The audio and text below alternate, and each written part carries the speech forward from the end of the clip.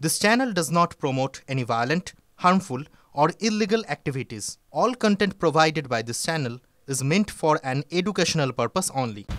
এদিকে কলকাতা মেডিকেলে দুর্নীতিতে সুদীপ্ত রায়ের বিরুদ্ধে বা তদন্ত কমিটি গঠন হলো। বেড দুর্নীতি ও সেন্ট্রাল ল্যাবে দুর্ব্যবস্থার অভিযোগ উঠেছে। এই দুটি বিষয়ের জন্য তদন্ত কমিটি গঠন করেছে মেডিকেল কলেজ কর্তৃপক্ষ।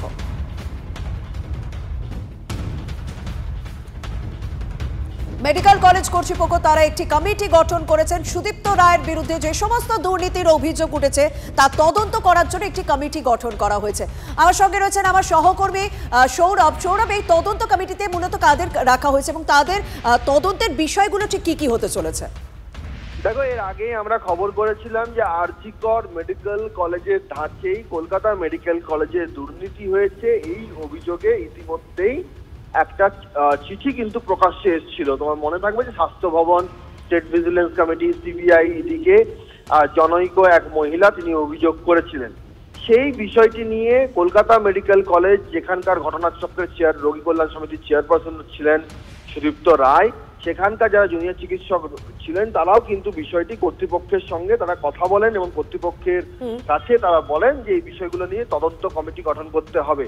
দুটো বিষয় ছিল, এক ছিল যে বেড রয়েছে, সেই বেডগুলো দালাল চক্র সেখানে রয়েছে, এবং আরেকটা বিষয় ছিল ল্যাব নিয়ে। সেই সেন্ট্রাল ল্যাবে বাইরের নমুনা সংগ্রহ করে এনে সেখানে পরীক্ষা করানো হচ্ছে। মূলত এই দুটো অভিযোগ ছিল এবং দুটো অভিযোগের ক্ষেত্রে পৃথক দুটি তদন্ত কমিটি গঠন করা হয়েছে। একটির মাথায় রয়েছেন ডক্টর সৌমিত্র ঘোষ। সেখানে বলা হচ্ছে যে যে এনকোয়ারি কমিটি দ্রুত তারা রিপোর্ট দেবেন। কি সংক্রান্ত এটা না, এটা হচ্ছে যে সমস্ত বেডস গুলো রয়েছে, বিশেষত সিসিউর যে বেড, সেই বেডগুলো এক ধরনের চক্র, সেই চক্রের হাত দিয়ে সে সমস্ত বেড বিক্রি হচ্ছে। এই তদন্তের মাথায় রয়েছেন ডক্টর সৌমিত্র ঘোষ।